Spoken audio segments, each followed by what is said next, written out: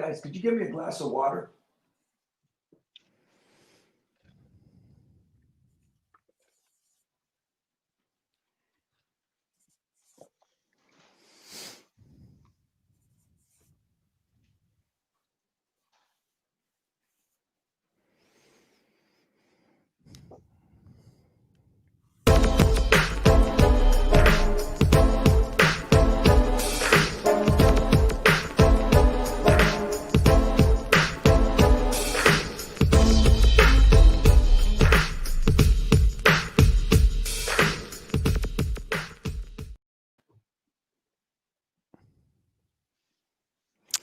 Welcome to Pickup Game. I'm Seth Greenberg, and I am honored to be joined by three really good friends. Anthony Grant, the head coach at Dayton, who was, I think, National Coach of the Year this year. Congratulations, Coach.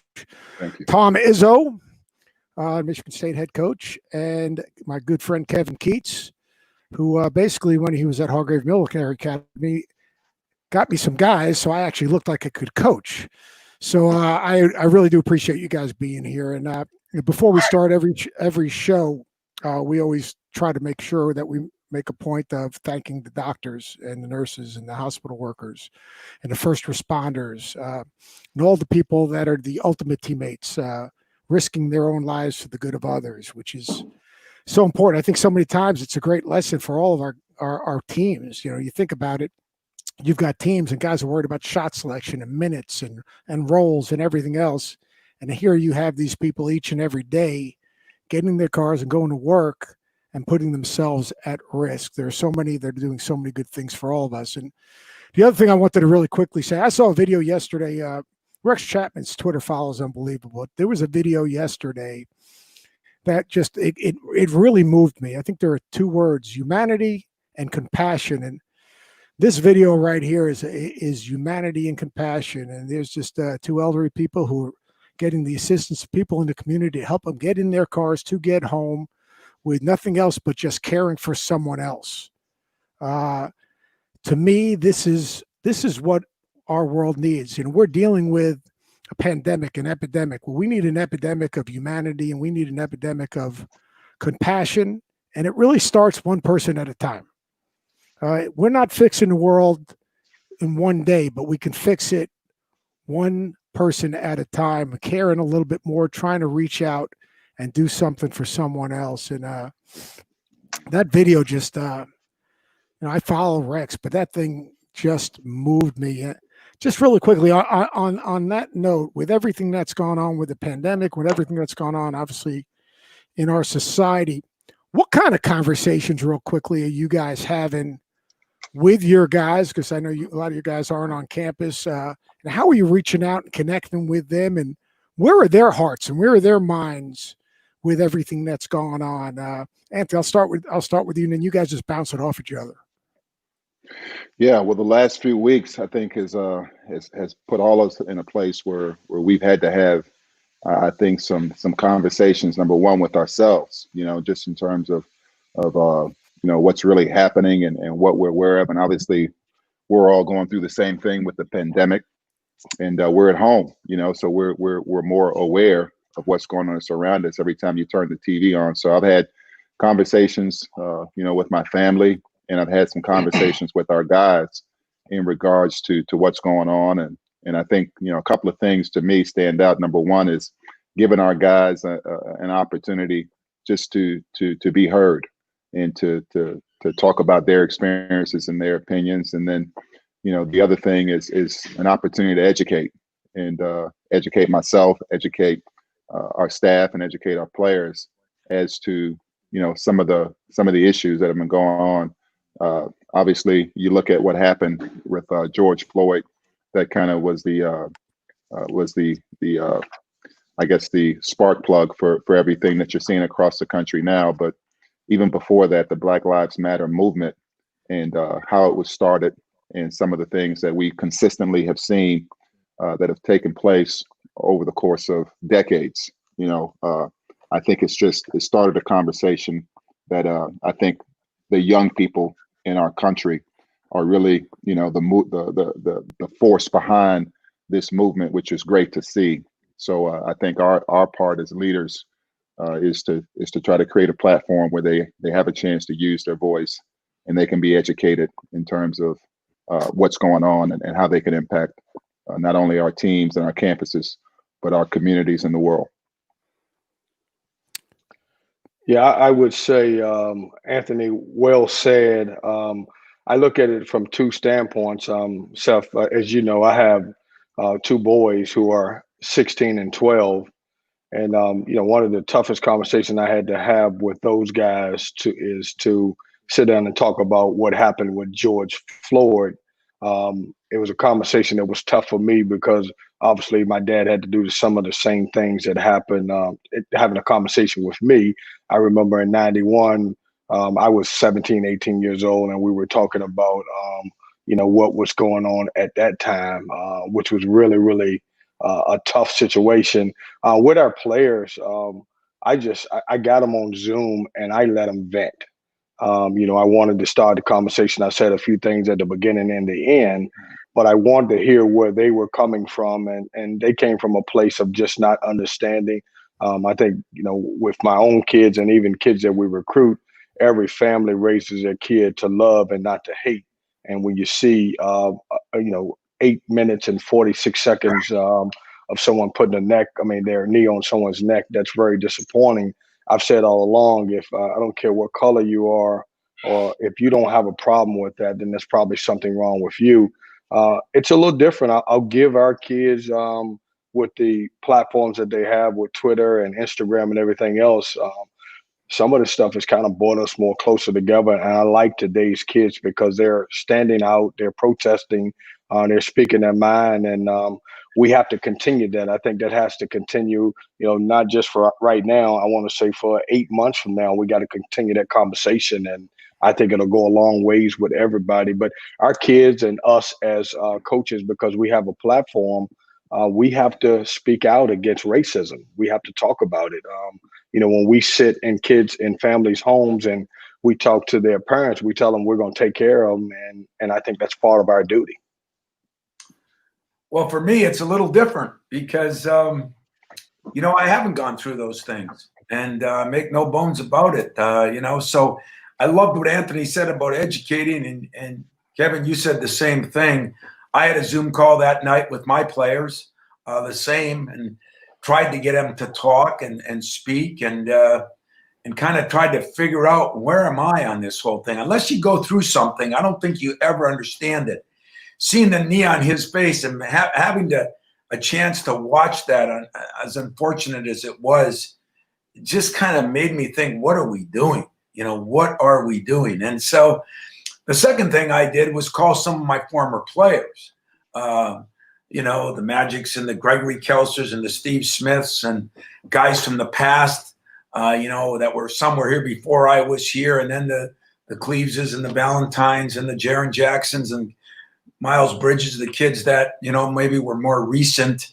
I have a little better perspective on maybe things that I never knew. Like some of these guys went through some things. And so when they say to you that, you got to be able to talk about the uncomfortable things to talk about, I'm a lot more comfortable talking about it. And what I figured out, and one thing I did is that, I grew up in the 70s more. And, back then it was the hippie era. And, and I didn't, understand the Kaepernick thing. I guess I did like a lot of people, where I just said, God, I do a lot for the military. I do a lot of things. I looked at it maybe the wrong way. And as I went back in my own past, I realized that, back in those days, a lot of white people were burning flags. A lot of hippies were burning them at Woodstock and all those places, Seth, that you remember. And here there was a peaceful protest, taking a knee, and it just educated me. So when Anthony talks about education, yeah, we need to do that for our 10-year-olds, our 15, our 20-year-olds. But we can do it for our 40, 50, 60, 70-year-olds also. And I've had some good conversations, and I feel like watching those protests like I have, to see the number of white people, Hispanic people, black people all marching together, I think this time it's the right time to make sure that we take care of this and really put a crip into racism. Yeah, I think putting good days on top of each other, like we always talk with our teams, I think this is one of those things. This is not a one-day fix. This is a day-to-day attention to detail. Like I said, humanity and compassion. I had a Zoom call with about 50 of my former guys from all of the different schools I was not only head coach with, an assistant coach with, all different age groups. The one thing that moved me is I have two former players, Eric Brown, who played for me at University of Miami. Anthony, you were probably a young guy when he was playing at Miami. Yeah, I remember Eric. We actually played against him. Yeah, he was from New York. Eric from New York, yeah, right? Yeah, Boys and Girls High School. And born in Bed-Stuy. He's a Miami police officer now. Is he? Okay. And Keith Armstrong, who played for me at Pitt. These are two police officers. And obviously what transpired with George Floyd made them sick and embarrassed. But in the conversation, they also wanted to communicate to this coach. There are some really, really good people that go to work every single day that really want to get into the community and make a difference and do the right thing. And Eric said it best. He said, Coach, I hate stereotypes. I blanket hate stereotypes. So we can't just stereotype every person in law enforcement as this guy that embarrassed anything and everything it stands for. We've all got to understand that there are good and bad in everyone. But the interesting conversations I had Darren Burnett was the first player I ever recruited at Columbia to our last guy at Virginia Tech, and their compassion for each other and their connection and the conversations they had amongst each other, it was a moving time for me, and it made me just feel for them and be so proud that they could all come together and say, all right, we're going to try to do something every day. And this was the end. We wanted to, I said, well, let's have a result-based conversation and what can we do moving forward? And they all said they were going to try to do something in their communities to bring people together. And it was an amazing thing. But those two guys that are in law enforcement, they were so hurt and so embarrassed by what happened. Yet they didn't want that to reflect on the good people that are trying to do the good things. So I just think it's important. Yep. Can I jump in there? Because I think you're bringing up a great point. A couple of things. Number one is you don't want to stereotype anyone, right? We have a lot of great law enforcement people out there that keep us safe and that serve their community. And then you have some that what we've seen, like I said, it's been decades of where you can abuse your power. And there's people that will go out and they'll peacefully protest, right? And they'll try to say, hey, we need some type of change in our society based on the way people of color are treated. And then you'll have some other people that will take to violence, looting or rioting or whatever, right? And so neither group can be stereotyped one way or the other, right? So this has started a conversation of everybody trying to say, okay, hey, let's find a solution. And at the end of the day, we all have a decision to make. We can debate it and we can talk about it. Or like your former player said, what can I do? What can I do where I'm at to impact change? So I think it's upon all of us, especially us as leaders, as coaches, your platform, Seth, that you have, whether it be on ESPN or via your audience on the radio, to be able to maybe have some of those conversations about what can I do from my seat to impact change. And I think that's where we start. So this issue has brought up the topic of, potential of police reform, outlawing knees in the neck and chokeholds, right? That'd be a good thing. Or qualified immunity when the police kill someone that 99% of them never get charged.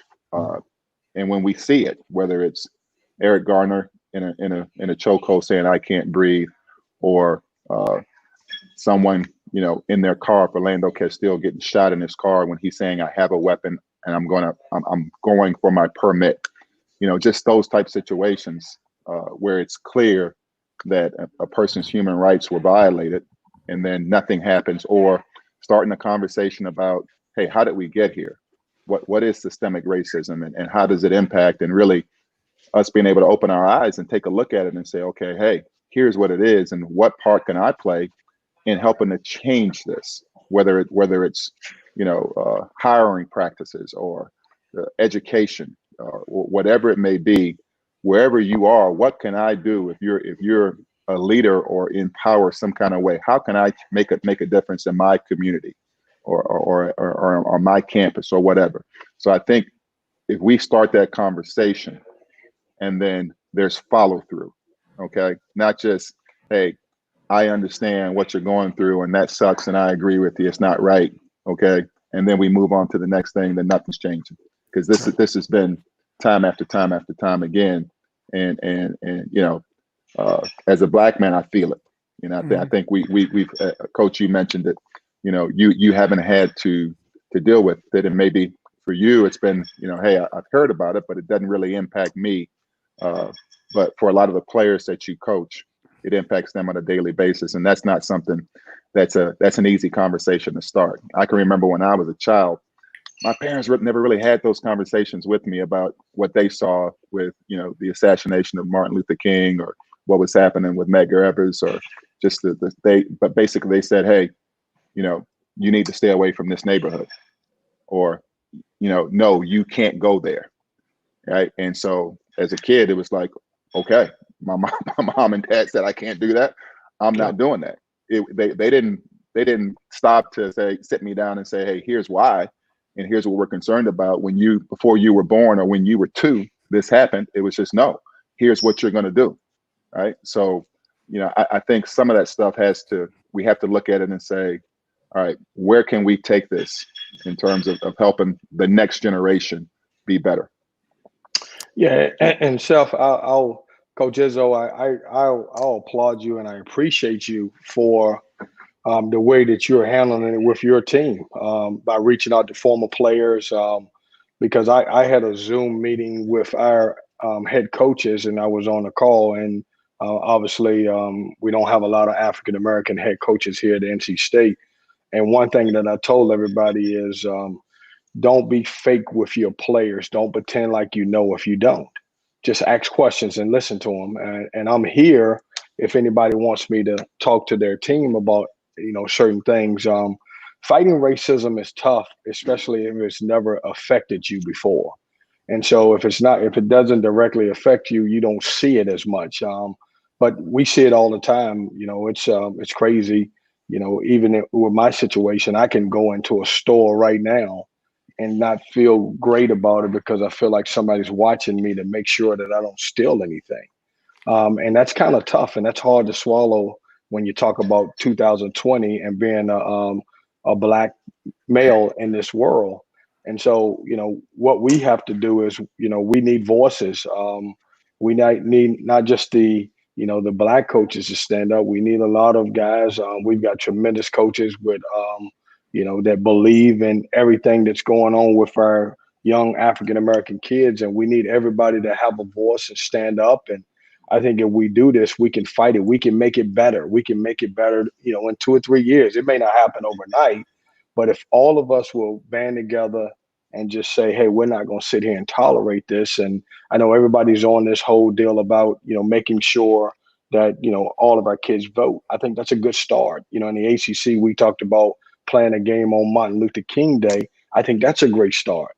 But what happens before we get to the game and what happens after is very important, because I think it's some of those things that we can't forget about, and we got to continue to battle for every day that we can.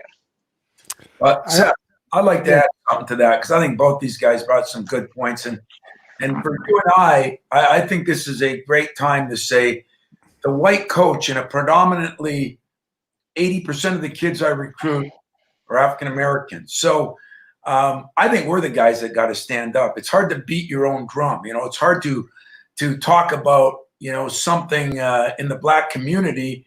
Frank Martin said something to me the other day that on a Zoom call that really hit home with me.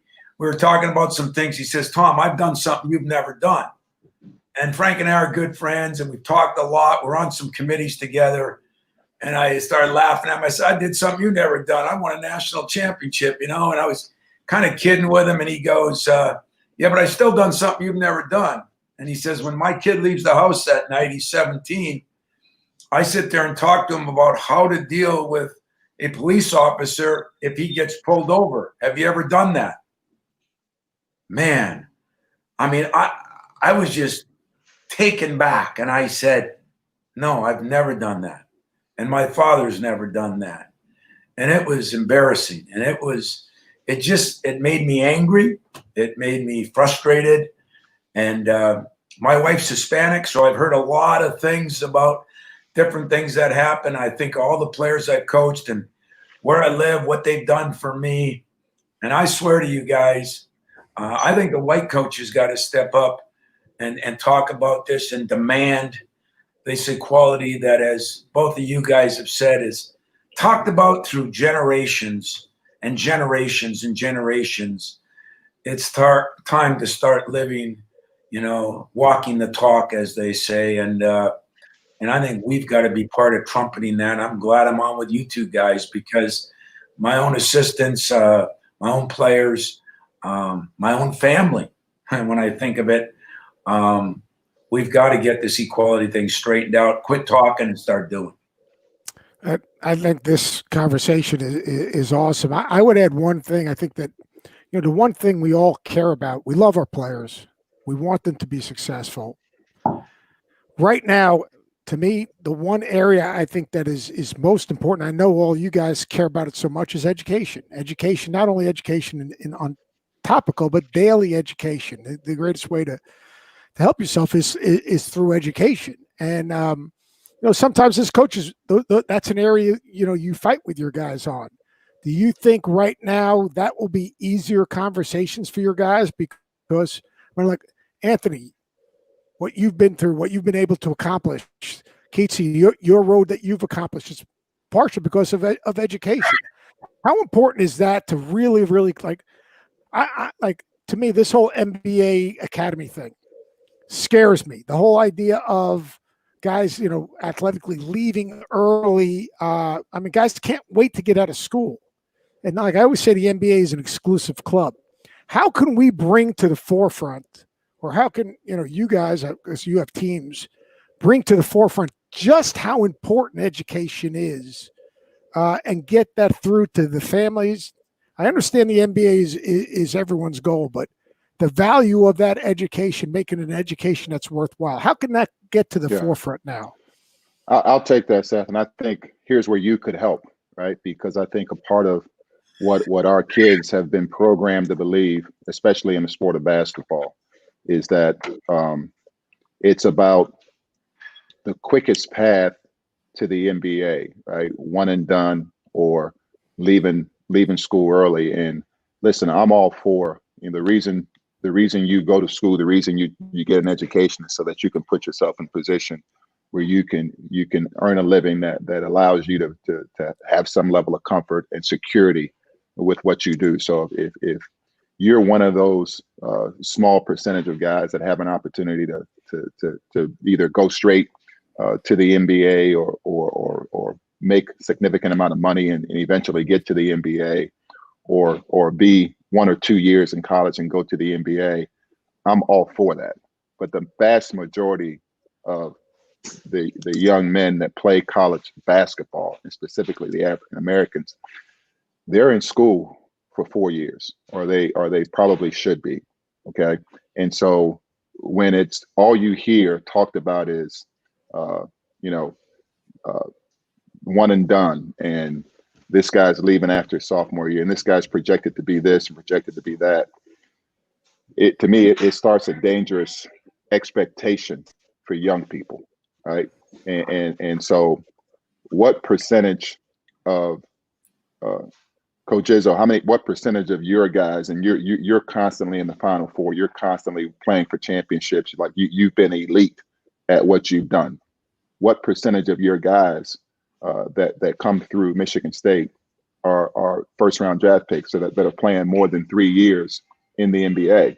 So the truth of the matter is, more African American kids are going through a 4-year cycle. Now, how they feel about that sometimes is based on what society is telling them they should feel about that. So there was a time when a kid felt like, hell, if I'm still in school as a junior, I've failed. I've missed an opportunity, and I gotta now all of a sudden there's pressure on me to live up to what my neighborhood or what society has told me success looks like, as opposed to, you know, the emphasis being on get your degree, and if you have an opportunity to leave early, great. If you're in 4 years and then you have an opportunity to earn your way into that opportunity to play at the next level, great. And if you don't, you have a degree which will set you up for the rest of your life. So I got to believe the majority of the people that are talking about one and dones or writing about one and dones or doing that are all people that have college degrees, right? That have a career in the media through journalism because they went to school and got a degree. But they're telling African American kids that, hey, here's the path and this is what you should be doing.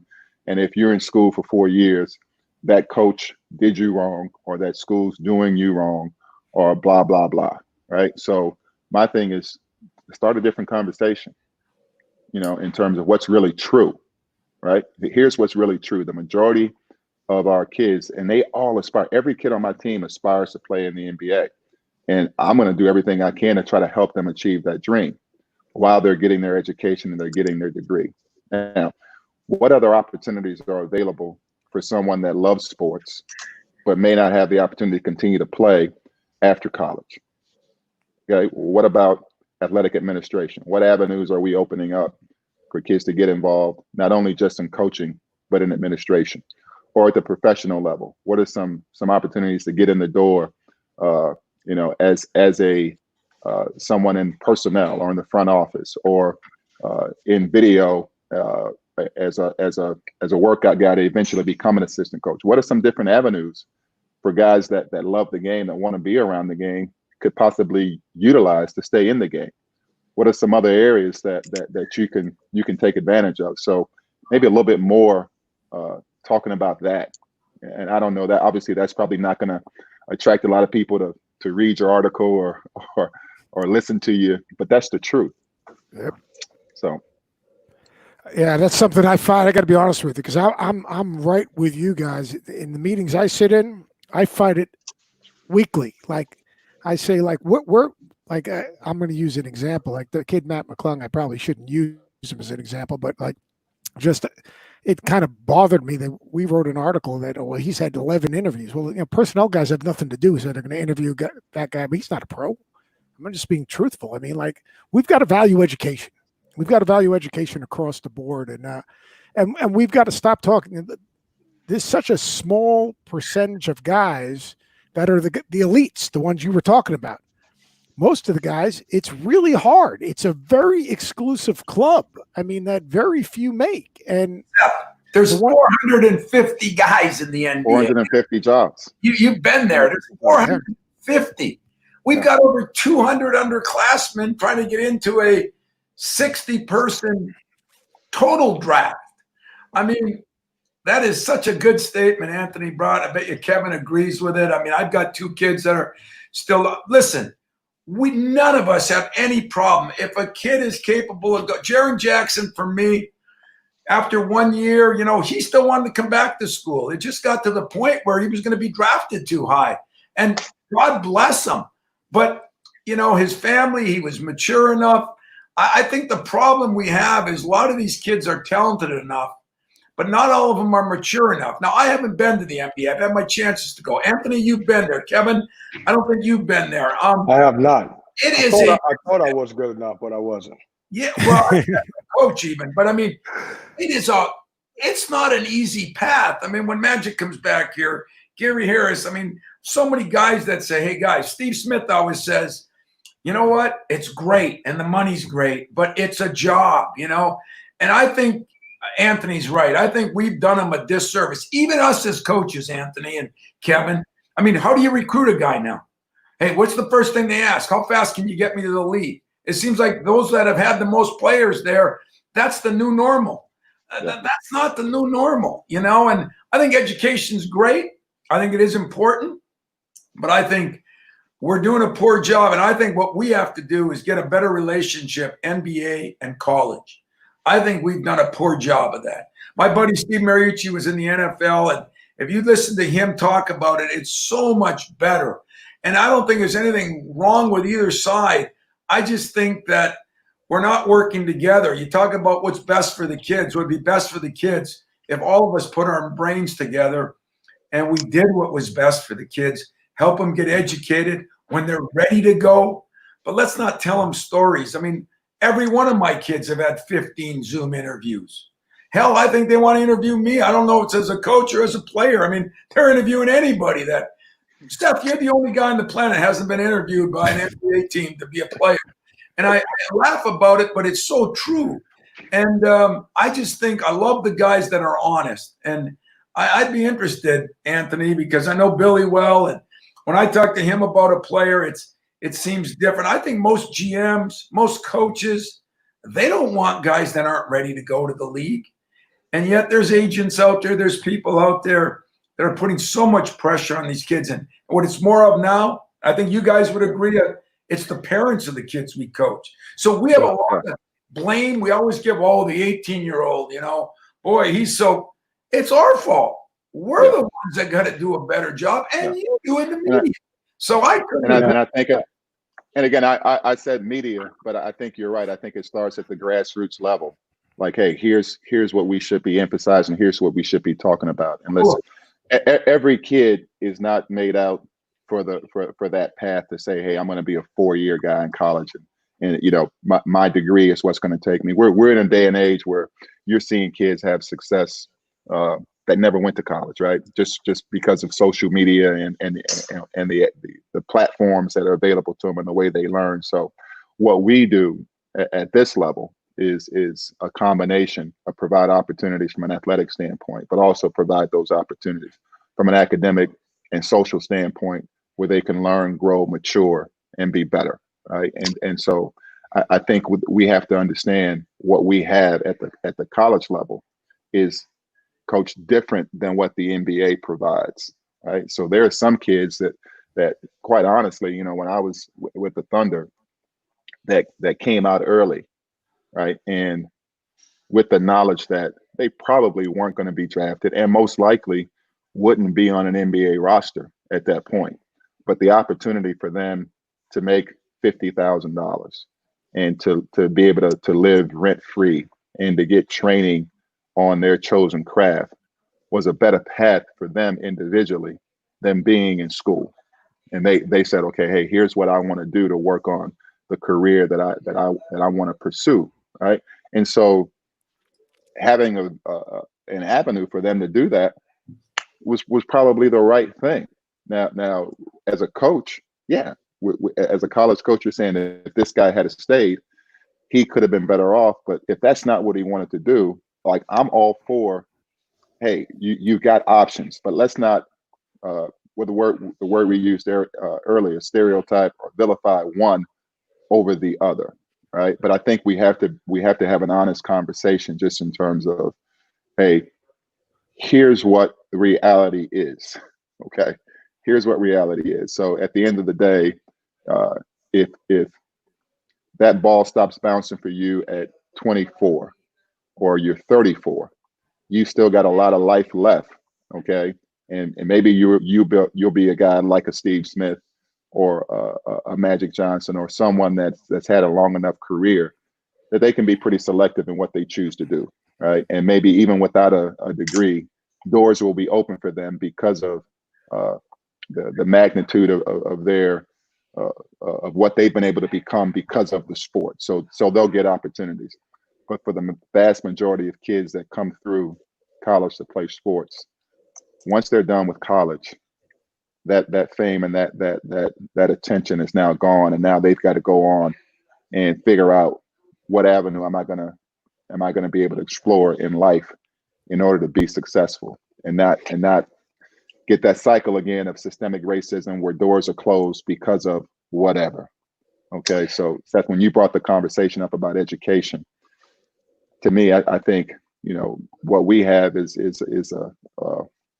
just another tool, right, through the sport to create maybe opportunities to open some doors for some kids down the line that people in our position and people above us, the athletic directors, the presidents, board of trustee members, our donors and supporters can look at some of these kids and say, hey, this would be good for them and us if we would be open to giving some of these kids opportunities outside of us just watching them play and helping our teams be successful.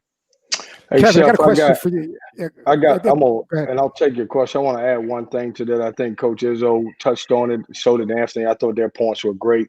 I think we have to re-educate the parents. We have what's wrong with, if you guys remember, Seth, when you're sitting in homes and all of us have recruited, and that mom says that you're going to graduate. You're going to be the first in our family to graduate, and that's important. I don't care about basketball. I think it's kind of trickled down where we have so many parents now who are coaching our teams from their couch, and they want them. And I told a parent one time before, ma'am, you've worked all for 25 years now. What is 1 or 2 more years to see if your kid not only can get in the NBA, but he can stick? We always used to talk about, not your first contract. Your first contract will be fine, but trying to get to that second or third contract that could take care of you for the rest of your life. So that's in my opinion, I think it starts with re-educating the parents about getting a degree and what can happen after that. Yeah, I think that's a great. But I think that parents, when you're recruiting them, education's important. When they get on campus, a lot of times parents, playing time, shot selection, the path becomes more important. But here's the question: all you guys have guys right now whose names are still in the draft. All right, all you guys have guys that August 17th is the early entry deadline, if I'm not mistaken. And if they're still evaluating now, and I'd be interested, Kevin, because you got a guy, and I think Tom, you got 1 or 2, and Anthony, you've got excluding Obi, you've got 1. Mm-hmm. So like, how you get feedback back from NBA people, which is they're pretty good on that. Even all right, how can we do a better job of educating the kids and earning the trust, saying like, here's what they're saying. So a lot of these kids, the feedback they're getting is they should come back to school. And that's where I go that education is important, but more importantly, they're just not ready. How are you guys dealing with these guys because of the pressures that you mentioned, Anthony? There's so much pressure on these kids to get there. So like for your guys, is there anything special that each one of you guys is doing with your kids to give them information, to help them make a good decision, to understand the road and the journey that they potentially could travel, and if they stayed versus if they go out and like roll the dice? I mean, that's the thing that bothers me. Because if you say that to them, there'll be someone else that's going to say to them, well, he just wants you to come back because he wants to win games. So how do you deal with that? I'd like to ask Anthony, since he's the only one that's been in the NBA, because that's the problem I have. When I talk to the GMs of, Golden State or Detroit, I mean, they're great. And they give us pretty honest answers, I think. We all send out the underclassmen thing. You get them back. And, it kind of tells you maybe what you don't want to hear, but the reality of things. But then I think the agent world creates such a problem. And the parents, I mean, they just, if one person tells them they're here, and I've had, more than a few guys that have left after 1 year, 2 years, and it's been great for the most part. But I've had a couple that have left that I knew it was going to be a disaster. And, what I think, Anthony, happens, and I guess you're looking at the G League and things like that. I think a kid who's not mature enough is going to really struggle in those leagues because there's not as much accountability. There's not as much. I mean, you and I and Kevin, we're looking after these players 24/7. 24/7. I mean, there's never a minute that goes by.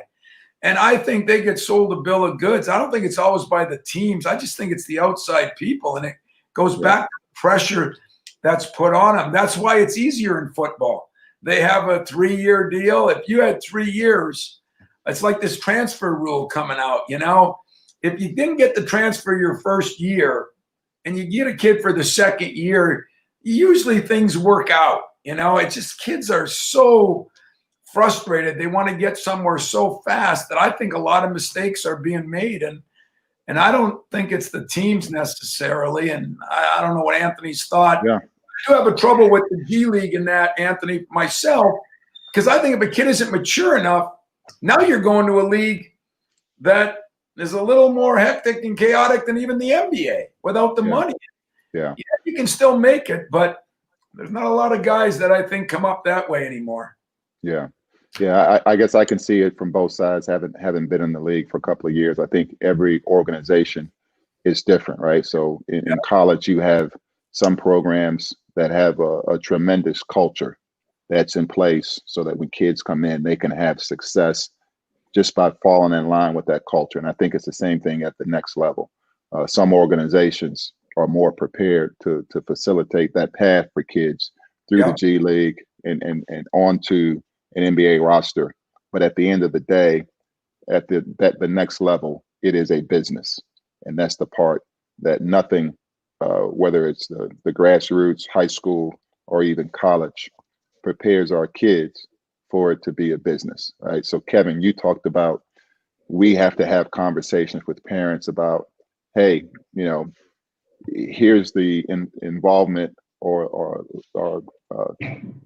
minimizing that involvement in your kid's career based on how much he played in this particular game or how many points he's averaging over the course of the season, because you're trying to reach a goal. When they get to the NBA, we're going to give you this check for this amount of money.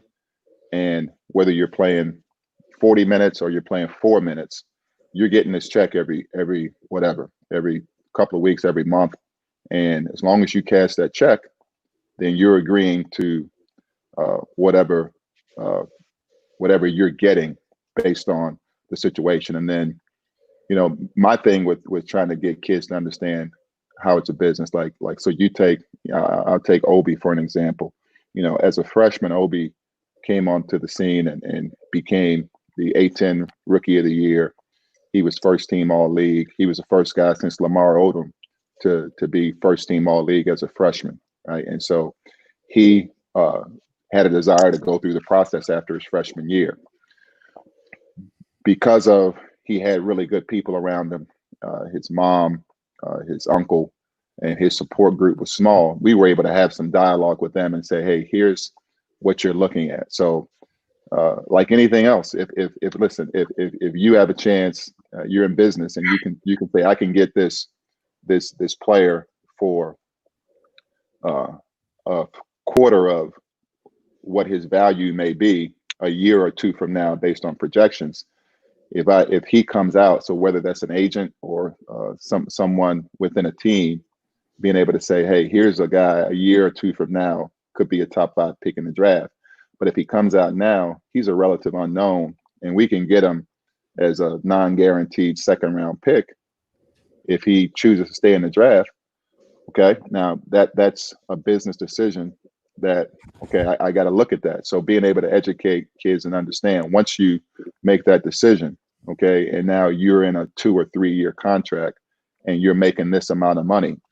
If your first 2 years are learning years and you're making a minimum amount of money, that next contract you get is probably going to be for pennies on the dollar compared to what you could have gotten had you come back to said school and perform better. So I'll take Obi for an example. Like his ability to come out as a sophomore and do what he did and put himself in a position where he's a potential top 5 pick. Right? He didn't all of a sudden just come out of nowhere to that.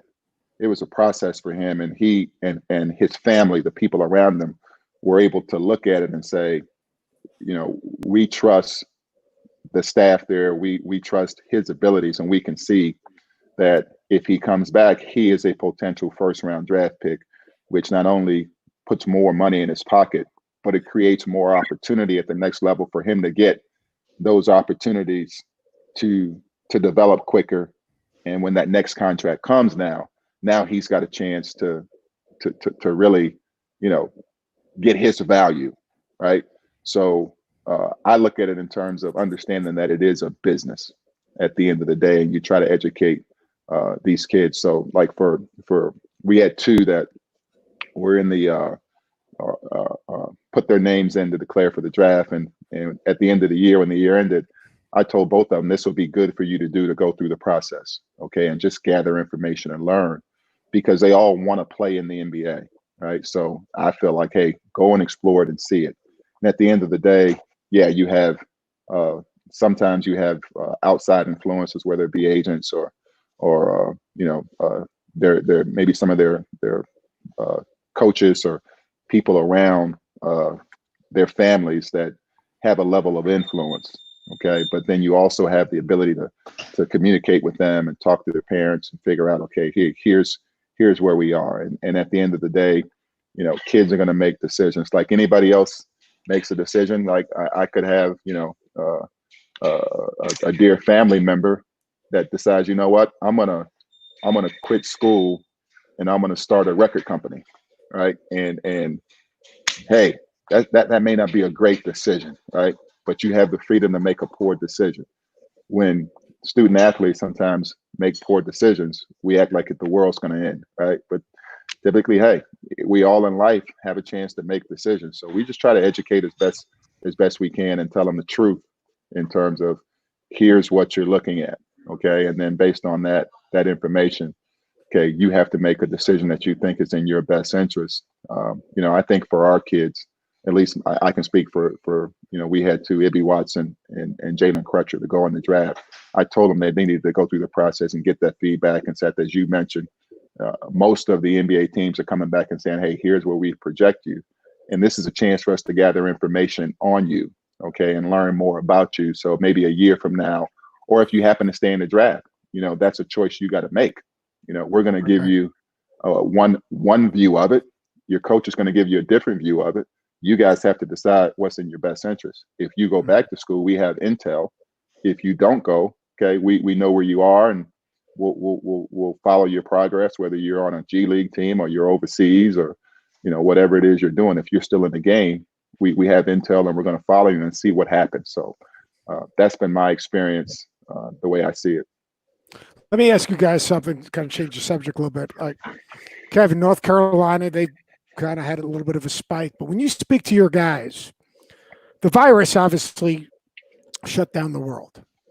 All right. And now things are starting to open up. But when you speak to your guys, Kevin, like, one, do they want to, what are they saying about coming back to campus? Are they working out on their own? I mean, what are they doing, and what feedback do you get from your guys in regards to wanting to get back to getting back to Raleigh and getting back to being with their teammates and getting back in that environment? What kind of feedback are you getting from them? Because I mean, that's the big thing to me. Yeah, Seth, fortunate for us, our guys are excited about getting back to campus. They understand that obviously we got to get in there and work. Where we struggled a little bit is because of the pandemic. We've got 5 freshmen coming in, and we normally would have 8 weeks to kind of try to bring those guys up to speed. The tough thing about it is with the new ruling, us being able to have summer access on the 20th, it's always tougher because now these guys have to come in and have to do everything on a volunteer basis. And that's tough because I know you and I talked about this a little bit before this call. Most of our guys are playing pickup around the country somewhere. Most of our guys they have their own trainer that's getting pretty good workouts in. And that's a tough thing because you're bringing them back to an environment where you can't mandate right now for them to get into the gym. So that's the toughest thing. With our guys, other than what's going on in North Carolina, I've talked to them about being responsible. The virus may not affect you. It may not, you're young, and a lot of these guys, if they catch the virus, they will survive it. But we also talk about what you can do by passing it along to your family, to your grandmothers, and all that other stuff. And that's the part that scares me. I want everybody to start listening to the medical people, because if we're going to have a season, it's going to depend on us flattening the curve. The more you read about it, and it's tough in North Carolina right now because I think our governor did a great job at the beginning. But we have these beaches, and we got 4th of July that's coming up, and a lot of the younger kids are ignoring the fact that you can catch the virus and you can spread it. And so that's one of the toughest things. I've always said this: if we're going to have a season, it's going to depend on our young people taking care of business outside of basketball. Because if it keeps going and it gets worse, they're going to put football and basketball in jeopardy, and we all would love to play. What are you doing, Tom? Because some of your guys are on campus because they have to be, because quite honestly, they weren't in good situations to be at home. They're another mouth to feed. They become put greater pressure on their families.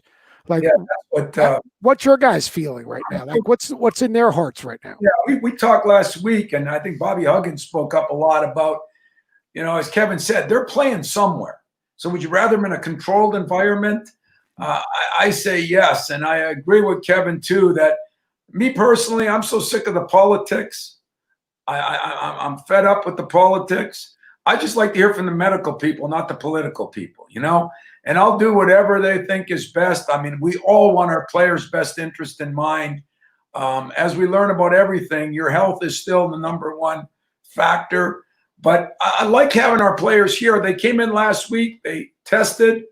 They went a week. They tested again today. If they're okay, they're going to be able to start voluntary workouts. And thankful for me, I've only got 1 or 2 freshmen.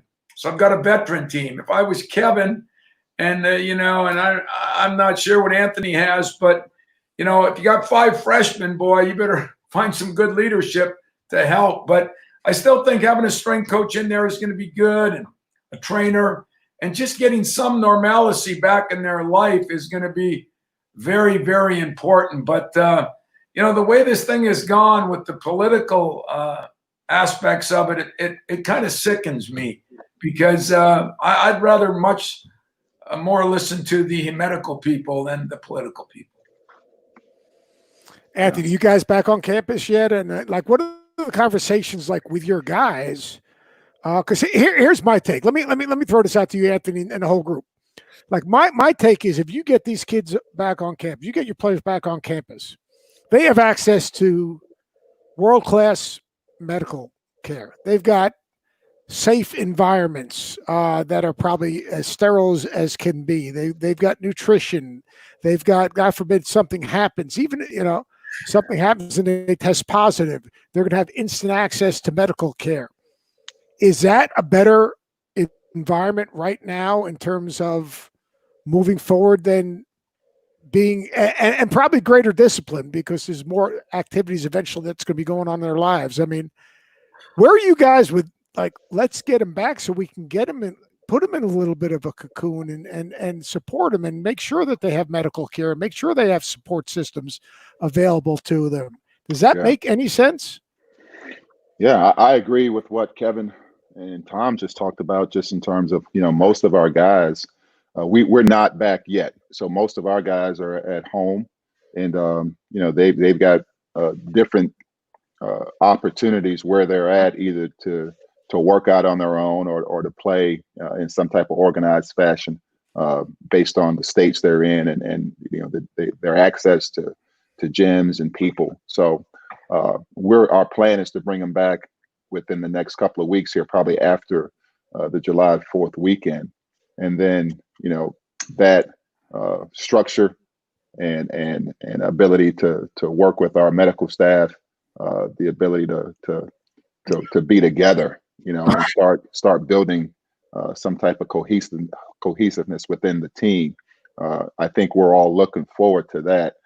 But I think the other part we have to also look at, as Tom just alluded to, is the idea that we're still in a pandemic, and Kevin mentioned this, the ability to keep our players, our staff, their families, our families, people that come in contact with them safe, because I think so far we've seen that maybe young people aren't as affected. They could be asymptomatic and maybe not know that they have a virus. So a lot of times what you're seeing, at least just the little bit I've read on some of the football teams that have brought their guys back, hey, they went to a party because it's people in the general area that are there either on campus or their friends in the area. They went to an off-campus party, and they found out that a few of them ended up contracting the virus unbeknownst to them, or hey, they're back in town and they went to a restaurant or a club and they ended up contracting the virus. Now all of a sudden you're putting people in harm's way. So I think everybody said it. I think at the end of the day, our ability to get ourselves and the people that we're associated with, whether it's our players and staff, to really pay attention to what the medical experts are telling us, and that's going to give us the best chance as we move forward for some version of a season, right? And I think football right now is at the forefront of it, and so how they handle it will have a ripple effect on what we're able to do and when we're able to do it in terms of our season starting on time and us being able to progress and do things that we're all hoping that we can do. But at the end of the day, I think we've all been away from our guys for so long that just getting them back and having some type of structure and normalcy and flow, I think would benefit everybody. I think protocols are important. I think that through June and July, I think universities, because let's face it, there's no game plan, there's no manual on how to deal with what we're dealing with. Mm-hmm. That these protocols that are slowly but surely being established are going to hopefully create some type of game plan for moving forward. In terms of moving forward with your programs, how do you recruit and move your program forward during a pandemic? I mean, like, where do you guys see we always talk in the month of July and August. How are you guys going about communicating? Obviously is one part, whether it's virtual tours, whether it's evaluations. How are you guys going about, Kevin? How are you going about recruiting in a time where you cannot really connect in a lot of ways with guys that you're recruiting? Yes, Seth, we've had to be very creative. I call myself the Zoom master right now because I've had more Zoom calls than you can ever imagine. Obviously FaceTime and Zoom and, technology is so different now. You get to, obviously we're doing a lot of texting kids, but you also have to, it's back to the old school where you have to rely on some relationships to tell you about kids. And I do think that we have to be careful. I think some of these young men are getting offers, and some of the guys haven't seen them play. And I try not to go that direction, but it's tough. The communication has to be really big. Trying to build a relationship with younger kids now, I think, is the key. And then certainly when we get back to being a little bit more normal, I think you've done your job. And that's a good thing about what's going on with us is, my video guys have been very active, and, I've asked them to try to get as much content that we can just to make sure that we stay relevant and the kid understands. And me as the head coach, I think it's important that I be involved, but it's been a challenge. It's one of those things that's always going to be a challenge because you can't physically have guys on your campus. I don't know when we're going to be able to go out. I know there's a proposal on the table about August. I don't even know if that's going to happen. So the first opportunity we may get a chance to see some of these kids is late September or maybe early October. And I think building a relationship with them right now will help you in the long run. Yeah, I agree. I've learned how to Zoom too, so that's really something for me. But I think also, like football coaches, they've recruited off film for years, and I got a lot of buddies in it. So I've tried to talk to a lot of them. What can you see? What can you get? But I'm probably worried, like Kevin and maybe Anthony, are we going to make mistakes? Is everybody offering everybody just so that you're out there? I think that's one problem. And I think in a positive, one of the only positives, you can almost get a kid every day. It used to be hard to get a hold of a kid. Now you call him, at least he's home, you're going to be able to talk to him. So I agree that the relationships is critical, but I think we try to do a little more film work on that individual, try to get them. And for the most part, we don't recruit in masses. So we've had a good look at these kids, last summer, maybe during the school year. And it's not perfect, but as long as it's the same for everybody, we'll figure out a way to get through it. But I agree with Kevin. I think it'll be September at the earliest that we'll be allowed out. And people thought August. It doesn't look like August is going to go right now. Anthony, you guys doing anything creative? Because, I mean, you have a pretty big class to recruit, if I'm not mistaken. Well, we were fortunate. We got 3 kids early for 2020. And then you're right, for this next year's class, we'll have, probably 4 or 5 available. I guess I'd like to, what Kevin and Tom talked about, I think is dead on in terms of, you're doing your homework early and obviously building relationships through Zoom and relying on your relationships from the past to kind of help you with kids. But the other side of it is, I have empathy for the recruits. So you look at this 2020 class, those kids that may not have been able to get the exposure from what we were able to do last summer from a recruiting. So the model changed last summer for us as coaches in terms of how much access we had to go see kids, right? There were certain events that we were used to going to that we couldn't go to. So maybe some of those kids didn't get the exposure that maybe they needed to be recruited, maybe at a lower level or maybe at a high level, it doesn't matter. And then all of a sudden, their year got truncated with the virus, with everything being shut down. Some of them didn't get a chance to complete their seasons.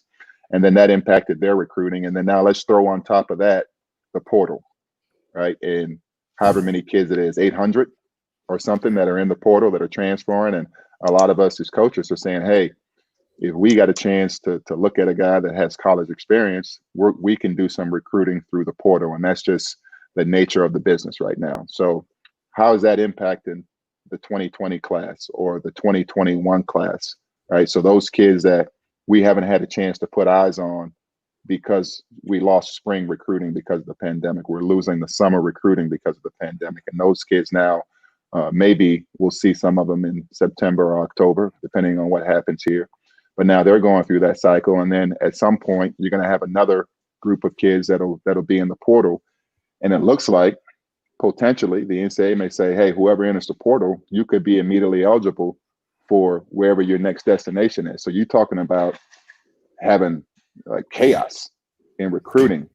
Like this thing could get to the point where, it could be dangerous. So, and now we haven't even talked about those young men that are in junior college, and maybe some of them are there because they didn't get looks that they wanted and they have all the academic qualifications to go after 1 year, maybe some of them after 2 years. So, I mean, there's a lot to kind of break down when it comes to everything that's out there in terms of recruiting. So, for I think this for a high school coach or an AAU coach listening to this, being able to build those relationships with college coaches or being able to get access to video and sharing that video, with coaches to give your kids or as a parent, your child some exposure or just a way to create interest, I think is really, really important. I think the other side of it, we're talking about how a lot of kids are getting offered, right? And what does that mean anymore? Well, the other side of it is every time a kid gets offered, I think it's become a way for a kid to get interest by saying, hey, I just got an offer from this school. So what do we as coaches do? Like, well, hell, if he offered him, maybe we should be offering. We better offer, And so it becomes so false and so, so fake that it's just nonstop. So unfortunately, Seth, the game, man. That's the way the business is. Well, Seth, I'm gonna offer everybody that these guys offer. If they say that they offer, I am going back right now. Get my coaches to follow everybody that. There you go. Michigan State is offered. I'm not gonna be left behind with these guys. I know. I just think. Go ahead, Tom. If you were still in the business, you'd be at the hospital offering them coming out of the womb. I just think it's so hard for you guys because you got. Go ahead, Tom. Finish up. You brought up a good point, and this again leads to kids. It's not fair to the kids. That everybody talks about all this stuff. I worry, Anthony, that because of the portal, if we're going there, that means high school kids aren't getting recruited. There's going to be less opportunities for kids. I think there's going to be a lot of unintended consequences that I'm disappointed that the NCAA hasn't really looked at. We're just kind of making rules as we go. And I think that at the end of the day, the people that are going to lose out, hey, I'm going to survive because I only got so many years left. These guys got more years left. They're going to survive. It's the kids that don't survive or they look in a bad place because, 50 schools have offered them because of just what Anthony said. And I think that part is sad. And that's what I'm disappointed in. No doubt. No doubt. You look at this 2020 class, I wonder how many kids, because they just didn't get the exposure with what was available to them in the summer, right? This past summer. Now, again, I'm old enough where I don't remember everything, but I know we only had like a week, and then it was like these individual camps that the kids went to. That if their high school coach signed them up for, they went. If they didn't, they just didn't go, and then they went to other events that we couldn't go watch them play, right? And so all of a sudden now we got about a week's worth of eval in the summer on these kids. And we only had 1 week in April that we could go watch them play, right? So now all of a sudden, how many of these 2020s are out there that are still waiting to see what's going to happen for me? Am I going to sign? Do I go junior college? Do I go prep school? Like, what's available? And now they'll come online with these 2021s, and then they got to deal with the portal next year. Good luck. You look at the portal. Go ahead, Kev. Go ahead, Kev. You have to have a relationship like Seth Greenberg had with Hargrave Military Academy, and he knew that the prep schools were going to be huge. And the guy he told me when I first took the job in the state, I run this state, even though I was born in the state that he was. And so I felt like, I felt that I had to make sure some of them. Kevin, let's go back down memory lane. Silver and Robinson. Oh yeah, what a big time player! Well, big time. Listen, big time player. You were an assistant. Big time player, and when he got, and I'll tell the story later on. He got dismissed from Hargrave, and there where David West became David West. Silver Robinson was good, and we took care of Florida too. Maurice Spates, James White, Coach. I'm sorry. Hey, wait a second. Here's the deal with Keatts. Keatts would be looking to recruit players, so we'd help him with players, saying, this guy's going to be a prep school guy. Keatts, you want him, then you'd give him to Keatts. Keatts would get him, and then all of a sudden, all right, at the end of the day, Keatts, I got you, Marquise Rankin. No, you didn't. I gave you Marquise Rankin. I mean, he would flip stuff around. It was like unbelievable. Let me tell you. That story on Keatsy. So Sylvan Robinson from Miami, he comes in, he recruits some Sylvans up there, and so I go to watch Sylvan in one of their first workouts, right? And Keatts is out there, he's down in the stands, he's guarding and putting them through skill development. Sure enough, Sylvan comes across. Whack. That's right. Like a rip. That's whack. Boom. Right across the bridge of the nose. His nose goes over here. Boom. He does one of these. He does one of these. Right back in the drill.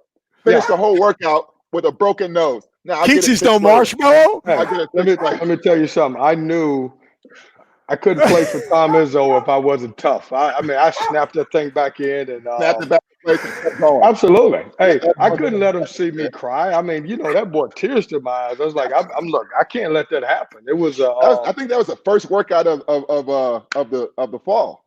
September 9th, there was one head coach I know that was going to be in the gym. That was Seth Greenberg. And then, Anthony, you were going to find a way to get up there. Coach Izzo, I apologize that we didn't have anybody to go to you at military school, but I'm sure you had your own schools that you probably threatened the coaches in Michigan, too. You had enough guys in Flint that you were going to get your players now. That's right. Hey, guys, thank you so much for doing this. I mean, I think it's really important stuff to talk about that's bigger than basketball, but I think the great thing is basketball brings us all together. And with everything that's going on in the world, to be able to just talk ball and talk stories and talk relationships and talk people, group of people together that really care about the kids, care about their families, care about humanity and have compassion and trying to, like I said, if we all, each one every day, if they could try to do something to help someone else, to have humanity and compassion and to be part of the solution. And if we all get an idea of putting good days on top of each other, besides what we're doing in basketball, we can all have some type of positive impact on our communities and society. And I appreciate you guys taking so much time to visit with me. Thank you so much. Thanks, Seth. Appreciate it. Thank you, Seth. Thank you, man. Appreciate Good it. luck, guys. Platform. All right. Be safe. Anthony, Thank you, guys. Izzo, guys, good luck to you. We can You learn too. from You too. Stay safe. our society should learn from our locker rooms, guys, because we bring a melting pot of people together, and when we get them all together, we're all in the same direction. If we could do that in our society, we'll be a better place. Awesome Amen. point. Amen. Got you Amen. there. Be safe, guys. Thanks, Seth. Take care. Thanks, guys.